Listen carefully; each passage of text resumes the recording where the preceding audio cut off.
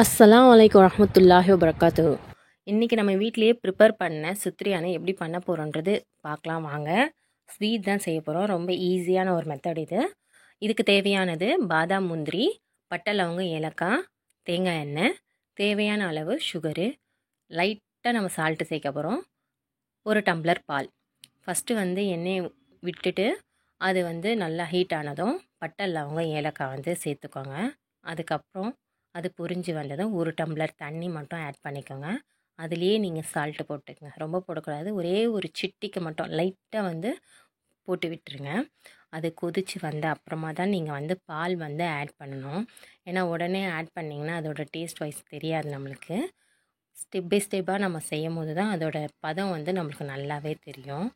இதை நல்லா கலக்கி விட்டுட்டு அப்புறமா ஒரு 2 மினிட்ஸ் மூடி போட்டு விட்டுடுங்க.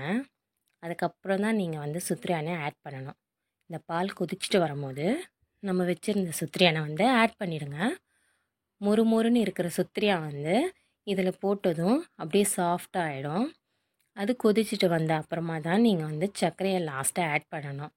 அது சர்க்கரையை ஆட் பண்ணும் போது தேவையான அளவு நீங்கள் சுகர் அதிகமாக இருக்கிறவங்களும் அதிகமாக ஆட் பண்ணிக்கலாம், கம்மியாக இருக்கிறவங்களும் கம்மியாக ஆட் பண்ணிக்கலாம். நான் தேவையான அளவு கொஞ்சமாக தான் நான் ஆட் பண்ணிக்கிட்டேன். ஒரு 3 ஸ்பூன் தான் ஆட் பண்ணிக்கிட்டேன்.